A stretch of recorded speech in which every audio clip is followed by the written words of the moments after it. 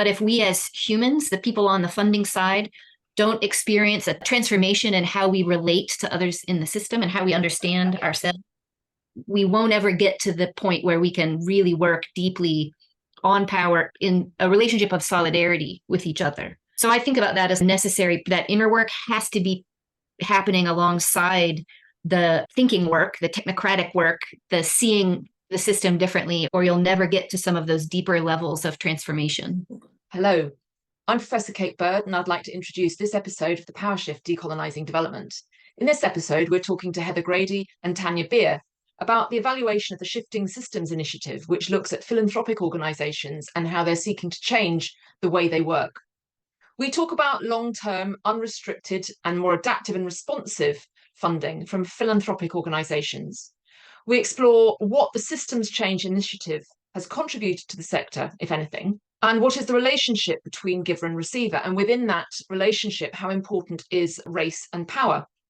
We talk about whose knowledge counts and why some knowledge is dubbed indigenous and deemed to be inferior to hegemonic and Eurocentric thinking, and how sometimes knowledge from the majority world is captured, repackaged and sold back as a technocratic product. We talk about the relative importance of systems thinking, working together, scaling innovation, power and empowerment, and the inner work, and also how to move from talk to action. So listen on for more.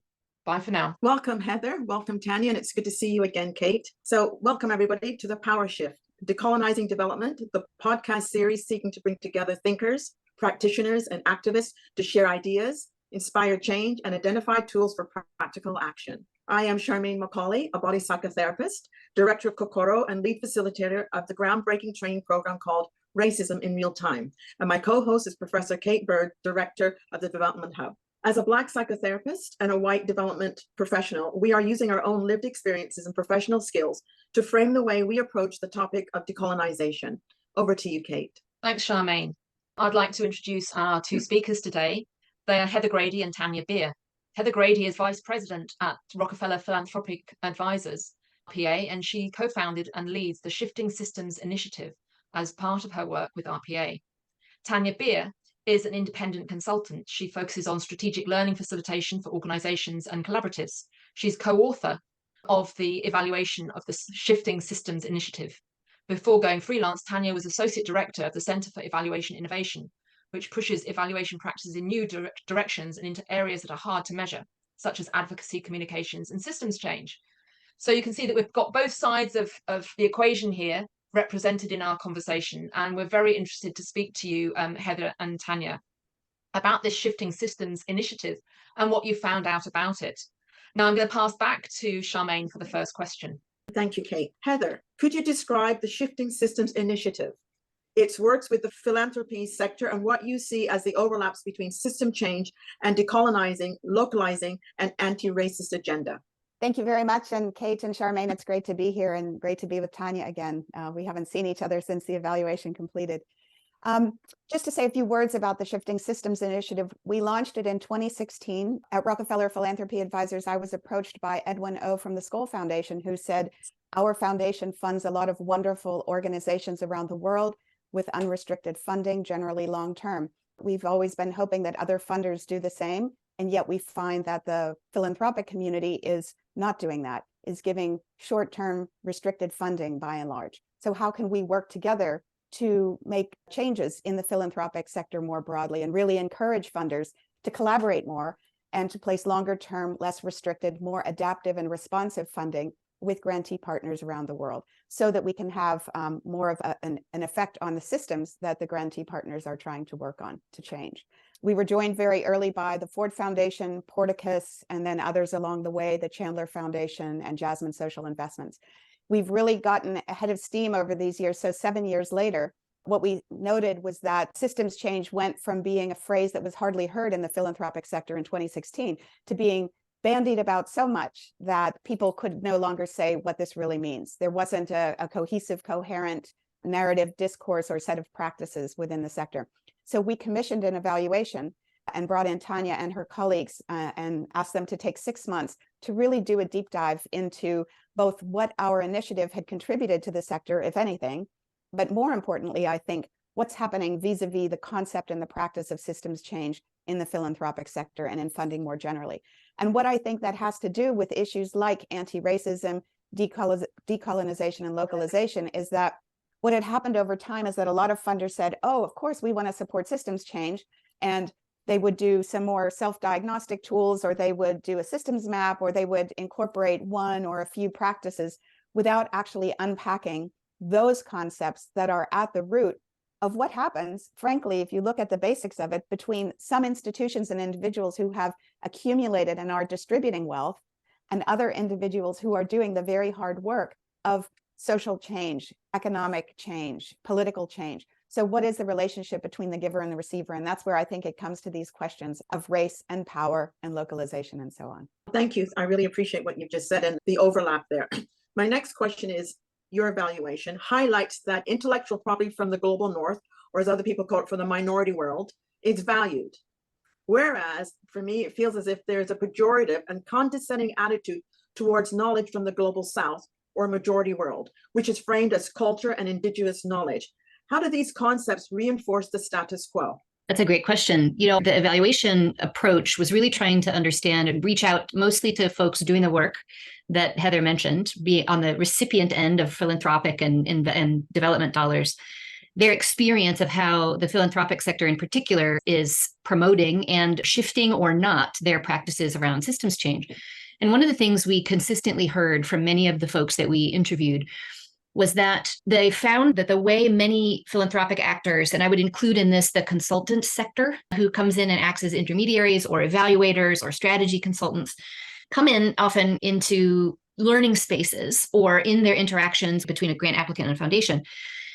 And they find that there's framing around systems thinking and systems change that is how the foundation or philanthropy articulates the kinds of change that they're looking for. Those frameworks and the language around them are coming from, in many cases, global north situated institutions and disciplinary traditions and consultants, et cetera. And the experience that many people reflected back to us was that that sort of technocratic language is actually saying back to many communities the exact same concepts that they've been struggling and fighting to make happen in their own communities all along, but packaged in a language that makes it highly technocratic, relatively inaccessible, and then that forces activists and actors in community to shape to the language of the funder, the agendas of the funder, and erases their own history of having done that kind of work, advocating for a different kind of relationality, advocating for shifts in power, changes in mindsets, changes in governance structures, et cetera, erases the fact that folks have been working on that for as long as colonization has been around. And so what we heard over and over again was that the packaging of systems change language held up as the kind of paragon of what we're heading towards, ends up just reinforcing some of those very power hierarchies that systems change is supposedly supposed to address, right? That calling local knowledge, culture, et cetera, implies that it's not as sophisticated, implies that it's not as well thought through, implies that it's not research-based or evidence-based, and therefore doesn't have value in actually leading towards social change. So we heard that quite a bit from the folks that we interviewed. All right, thank you. The third one, your report states that different assumptions are held by different groups and individuals. Some emphasize working together, some emphasize scaling innovation and power and empowerment, and others support the inner work. So as a psychotherapist, as a body trauma psychotherapist, my work really does, for the most part, focus on the inner work.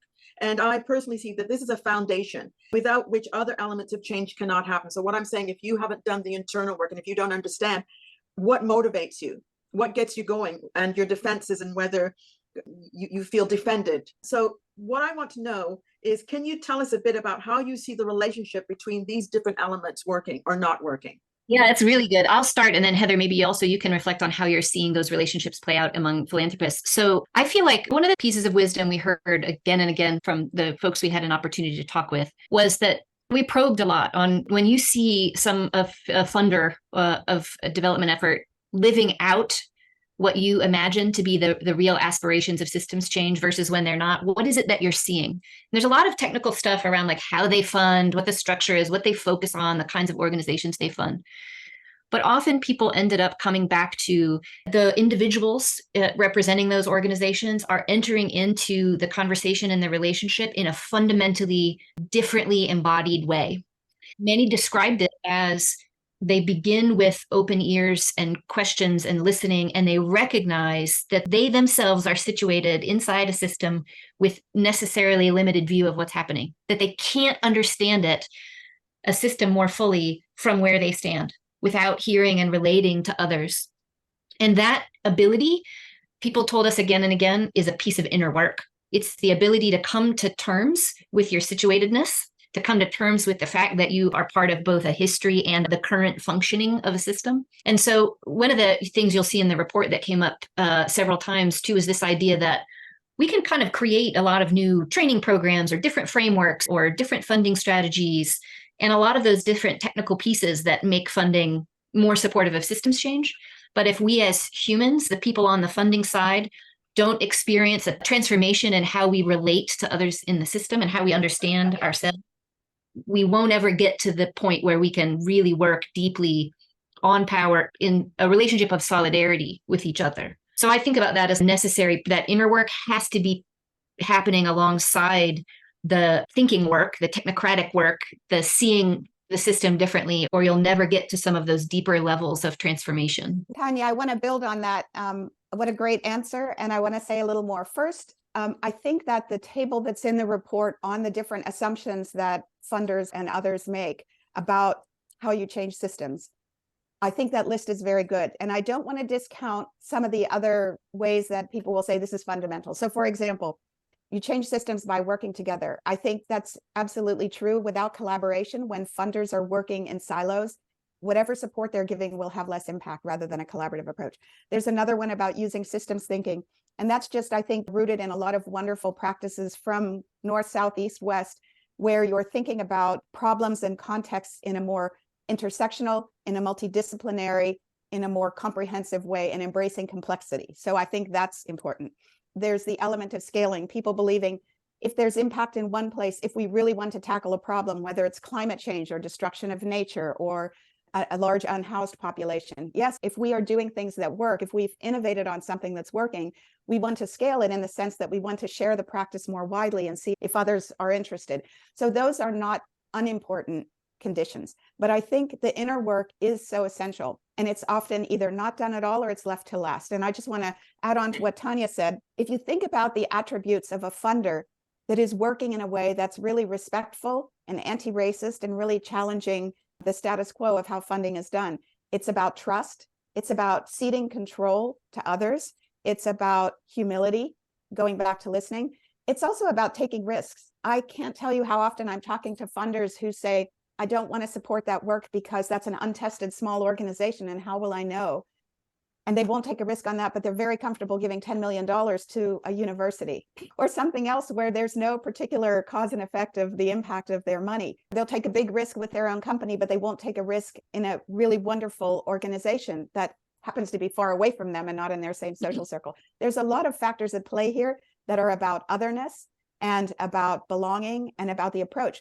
And I just want to say, we see people in the philanthropic community who enter the community with these attributes of listening and humility and trust and so on. Often they're coming from being an activist themselves and they bring that into their work. There are also people who are naturally more that way or not. The problem with the philanthropic system is once you're in it, it mitigates against those qualities.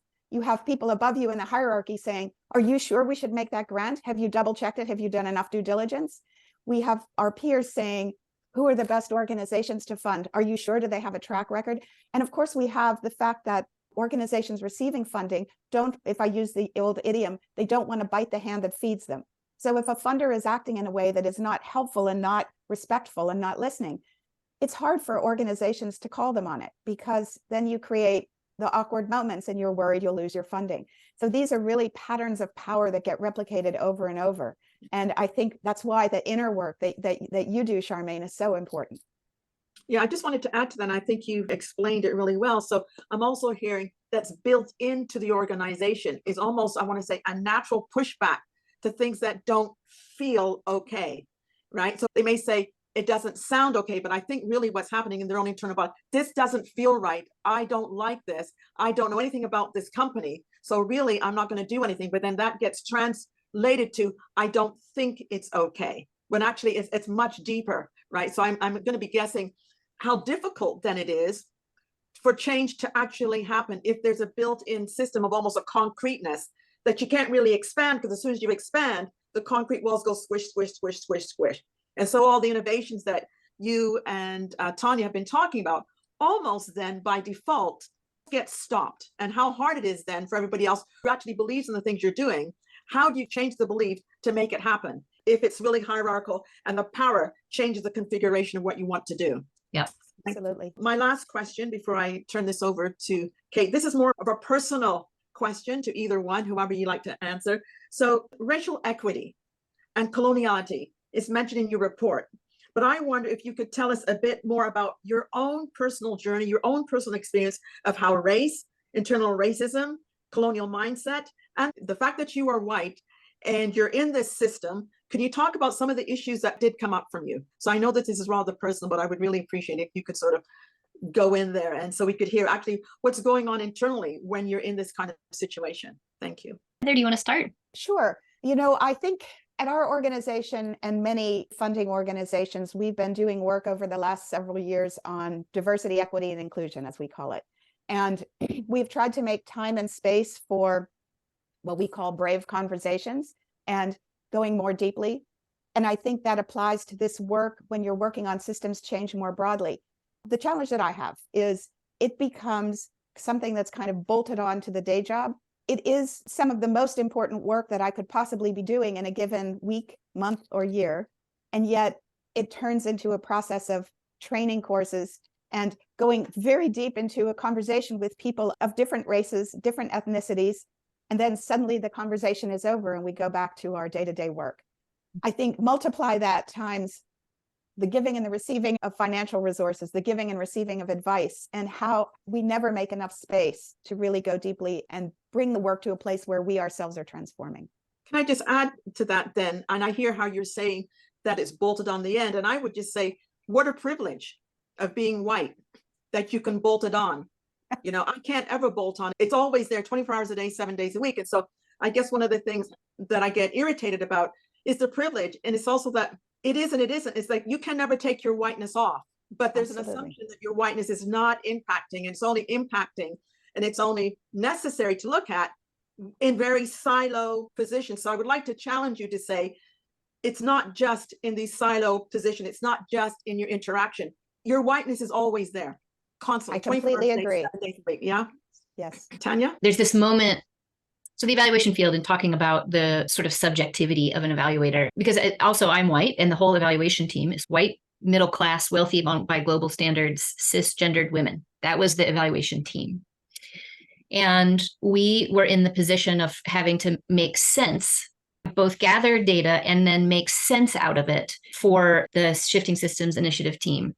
And there's so much power in the sense making and how you go through the process of making sense of what you hear and deciding what stays in and what's out, what stays unsaid. And so really one of the things we grappled with as a team and grapple with in every single moment of work is this question of like, how do I, in my bodiedness, my whiteness in this system, also situated in the global north and all of those other characteristics I just named, how do we create an approach to this work that is more conscious of the assumptions we're bringing to the interpretation of data, the gathering of data, the social act of meaning making? One of the things I tried to do in this evaluation was to say, how do we use the more participatory approach to open up channels for people, not us, people who do not look like me, to actually contest the assumptions and hypotheses of the Shifting Systems Initiative, to offer alternatives and not try to look for central tendencies that sort of just here's the big themes and kind of erase out all the difference, because it's in the difference that it matters. Anyway, my own personal struggle in that space is like, I need to figure out how to consolidate this and pass it on in a way that makes sense, and trying to build in checks in the participatoriness of the work that would guard against the fact that I am inevitably seeing this from my position of whiteness. So anyway, I have to tell you, like in all candor, the experience for me makes me regularly question whether I even should be spending time as an evaluator doing this work, and how problematic that can be if I don't find ways to push myself and our team and me to really see our situatedness and our lens and invite people to critique the assumptions we're making as well. And I feel like increasingly I'm aware of, if you're not paying attention to it every day, it just slips right back into all of these unquestioned assumptions about how the world functions. I just want to recognize Tanya and the evaluation team for the sensitive way they did that. And I know, Tanya, it was very apparent to us that we had an evaluation team that, yes, had the characteristics she just said, but we're so conscious of that, more so than other consultants and evaluators that I have worked with. And I remember one particular discussion, a fascinating discussion, where I was invited to be there on the call and not allowed to say anything, which was great. And it was unusual. And I think there were interesting ways that our evaluation team was approaching these issues and how you structure a process that is more equitable. And just my last one, I was looking through the evaluation report and I said, it's excellent. One of the things that struck me, and maybe it was there, I did not see the identities markers saying that Heather Grady is a white person. I didn't see Tanya Beer as a white person. Now, I might have missed that, but for me as a person of color, that's one of the first things I'm going to be looking for, because it tells me right off the bat who you are and what positions you will be taking, right? So I don't know if it's there and I just didn't see that, but if you're going to do another one, please, please, please put your identity and say who you are, because it does represent a particular ideology. It does represent a particular geopolitical stance, and it also represents your gender. So for me and other people like that, I would appreciate if you could just mention that. Now, I don't know in your worldview if that's what you do, but on papers that for psychotherapy, that's one of the first things that we have to do, that there's no such thing as being neutral. Yeah. So thank you. We put our approach in the back because we thought, oh, this will be the approach and who we are, how we're situated in it as an appendix. It will be boring to people. And I think now in retrospect, I'm thinking that it obscures, if you hide it like that, it obscures that question of how you're positioned and what our own limitations and stance might be as we're trying to make sense of data and how did we do it. I think maybe that was a mistaken assumption on our part that it would bore people. Well, we got to know who you are, and that's really important. Yeah, can I just jump in very quickly to say that I've collected data across the world. So not in Latin America, but working in many African countries and a number of different Asian countries. And in my write-ups, I've never once said that I'm white. And now doing this work, I realize, I've talked about my perceptual filters. I've talked about how I perceive the world. And I've very consciously talked about the fact that we view the world with eyes that are informed by our histories, by our training and so on. So I've talked in that sense. But I've never once stated as a middle class, elite, educated white woman. I've never used that phraseology. And I think I am becoming better informed by sitting in this chair, co-hosting this podcast and listening to a whole range of voices. And from obviously my conversations with Charmaine, I think I'm now better informed about positionality and about my own innate power as a white woman. So I suppose I'm becoming better informed myself. And something before I go on to the kind of questions that we've discussed in advance, I just wanted to flag back to something that Heather was saying about the need to do this work almost in the spaces in between. So you're doing this work in the spaces in between other work. And somewhere in the report, it mentions that this kind of work, the work on personal transformation and the work on systems change, is actually grossly underfunded. And I think both of these things go together, the fact it's grossly underfunded and the fact that it's something that is squeezed in between the other stuff. As Charmaine rightly said, we don't take our race off. We're white all the time. Charmaine is Black all the time. So race and identity is there all the time, and it's influencing the way that we work and how we see the world, how we behave in the world, and how we behave in interracial teams all the time. So it's interesting for me, the degree to which it's unfunded. And the fact it has to fit in the spaces in between. So I suppose that's a statement rather than a question, but I'd be very interested, Tanya, to hear your thoughts on that. Yeah, so we spoke with foundations and intermediaries, consultants, and nonprofit or civil society organization leaders and actors and activists across the spectrum. And it was interesting because we heard some of the foundation folks said, we have these inner work conversations internally, and we spend too much time on it because it never translates then into action. And so we get lost in this navel gazing about race, diversity, equity, inclusion, belonging, the multiple frames sort of in operation there.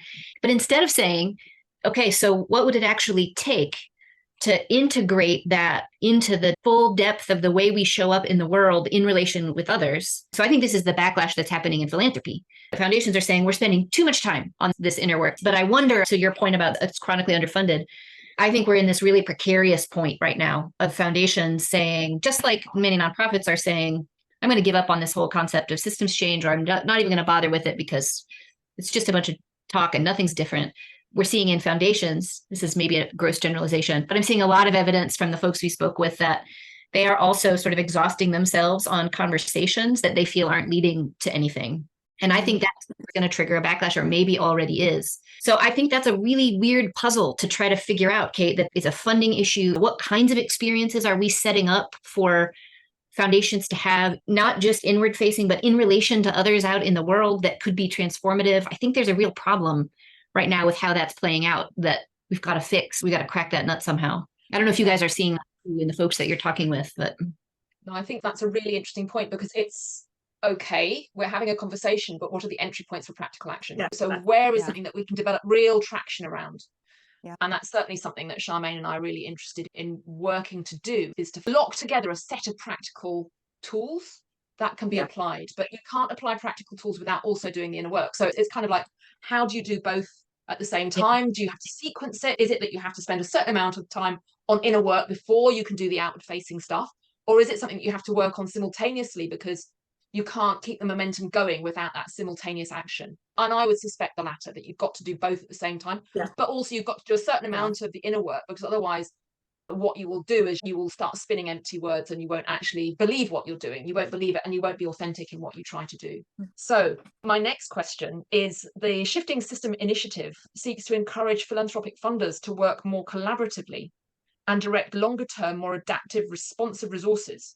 But these changes could potentially narrow the field of organizations and movements being funded, with longer term funding and close alliances benefiting a smaller pool. This change will benefit elite organizations and those that already have the capacity, and smaller, weaker organizations will close. Do you recognize this as a danger? And if so, do you see a way of managing or mitigating this? Maybe I can start with that one. I think it's a really good point that you make, and maybe something that a lot of funders haven't thought much about. But I would say a few things. First, I think there is a lot of money in philanthropy, and there's a lot of money that gets wasted. And a lot of the waste is the time and effort and cost of the extensive application and reporting work that is both done by grantee partners and done within the foundations themselves. It's like a philanthropic industry built up around this machinery of giving and receiving and reporting on funds. So I think part of it is just lifting restrictions that happen. And so I think we can free up money from those kinds of efforts and work to actually go toward the real work that organizations are doing. I think another thing is, it's true that some funders have assumed that there's kind of a phenomenon like the looking for the hero or the shero, the organization that is doing the very best work. And of course, we know that there's been an expansion of competitions in the philanthropic sector in the last 10 years. So prizes that go to the very best organizations. And I think what that has done, that in particular has a risk of obscuring so many other organizations that are doing great work. What we often say to funders is, in your work, in trusting more and giving longer term, less restricted support, it's not that you're looking for the few big organizations that are doing the best work. It's more of a portfolio approach to say, if there's an issue that you care about, there are many different organizations of many different sizes and ages with many different intentions that can be a part of what you're thinking of as what you would find important to fund. I don't think that one has to exclude the other, but I think it takes a lot of careful thought for funders to think we're not just going to concentrate our funding in the biggest, most well-known, trusted organizations. Tanya, what do you think about that? Yeah, I totally agree with all of that. And I'm also thinking, so funders tend to think about like, this is our strategy and we have portfolios, et cetera. And I'm wondering too, if we could move towards a way that funders think together more, that they are part of a funding ecosystem. There's this fabulous, amazing small funder called Seeding Justice in Portland, Oregon. And they have made the choice to find the smallest emergent grassroots leaders and organizations who are doing like deep justice work. And they give them seed funding, but they stop funding them after they're a certain size. And they help to facilitate their transition to connect with other funders and I don't want to speak for them, but I think they think about themselves as trying to combat this risk that funders who do long-term funding fund the people they already always know. And how do you support a broader civil society of emergent leaders and actors who are really driving deeply rooted change? And so I wonder, I think that's the thing I'd add is, can we also think about funders playing different roles in the ecosystem to think more holistically about the kind of healthy civil society mix that we need and can contribute to together? Would require a pretty different orientation, I think, for how funders think about themselves in relation to each other. Yes, Tanya, I just want to build on that, and I don't want to omit mentioning funder collaboratives. That has been a real phenomenon in the field. I know in my work at RPA, it's expanded greatly the number of funder collaboratives, particularly in the areas of environment and climate change. But I want to give an example. There's one called Plastic Solutions Fund. It's one of the projects that we host that was actually built on a movement, on the hashtag Break Free from Plastic movement to end single-use plastic. And funders make long-term unrestricted commitments to the Plastic Solutions Fund, which then goes out and has a fantastic network around the world, finding local organizations in many different countries that are doing the hard work of challenging the expansion of the plastics industry and stopping it at source. And I think there's some interesting innovations that are happening that both provide a more stable, secure funding stream for organizations so they're not on that terrible fundraising treadmill, but also don't overlook the real power and importance of dispersed support for organizations that are really doing the hard work. Thank you so much. I can feel a lot more optimistic having heard from both of you how this form of funding could work in a way that will support small and new organizations to grow and build sustained work over a longer period. That's great.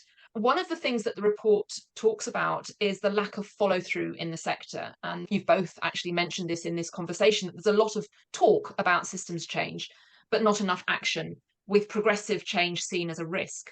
And you challenge this risk-averse thinking and identify that a lack of systems change is actually the real risk. I wonder if you could say a little bit more about this. I'll give a quick response to that from the data, but I think also, Heather, you, with your close connection to so many funders and their internal thinking, you might be able to really give some good insight in this. I'll just say, we heard quite a few folks in our data gathering talk about how they experience funders' orientation around risk is really grounded in reputational risk to the funder.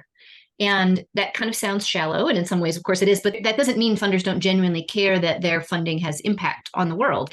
That's the frame for risk. But we really got a lot of push to say, what happens if you decenter the funder and the risk to the funder in the risk framework, and instead start thinking about what risk do we create to the planet and to the people in it when funders are not willing to go deep and hard on shifting power, on changing mental models, that we just stay in this churn of maybe short-term adjustments and incremental improvements to broken systems. But if we could shift the risk framework and really push boards in particular to think differently about who bears risk, who bears what risk, and what foundations could really actually bear, given how few accountability mechanisms they have to the outside world, we might be able to move towards more transformative work if we can unhook that way of thinking about it.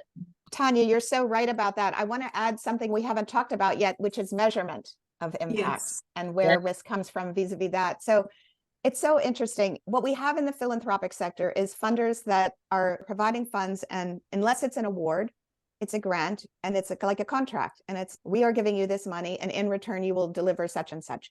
And the risk, instead of taking a step back and thinking, every funder wants to make a difference. That's the one constant across funding. I'd like to make a difference with the funding that I'm giving.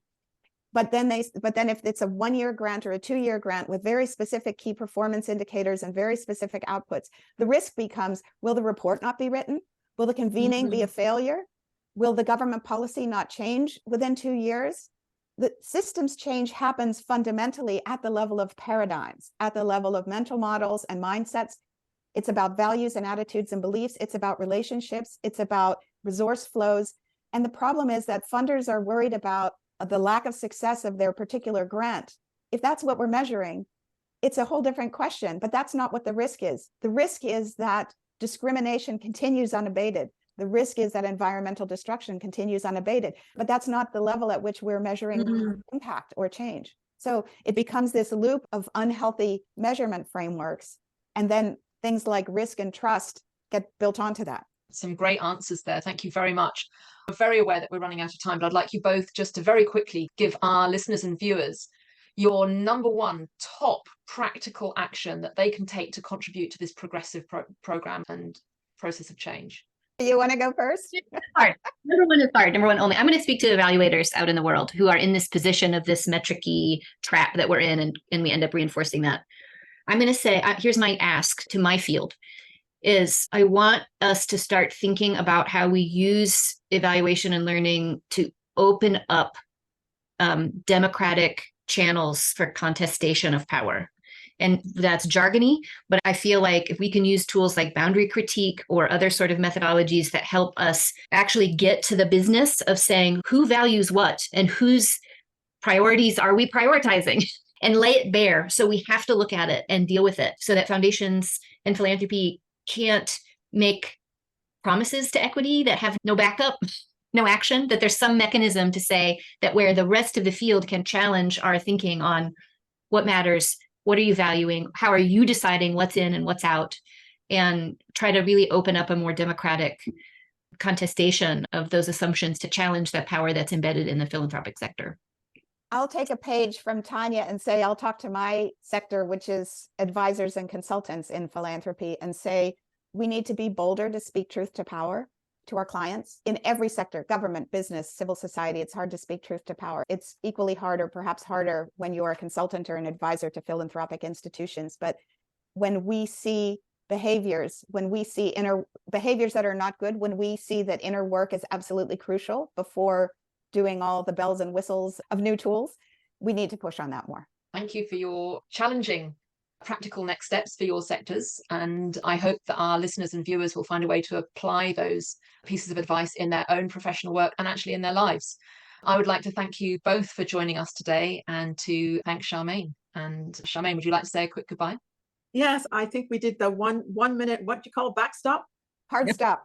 Oh, I didn't even get that right. So it's going to take me some inner work to get to the right configuration of the words. I'm going to have to do the 1 minute hard stop. So I'm just so glad that both of you could come. And I want to say thank you. I hope we get to meet again. And thank you, Katie, again. Thank you all. Have a good day. Thank you all so much. Take care.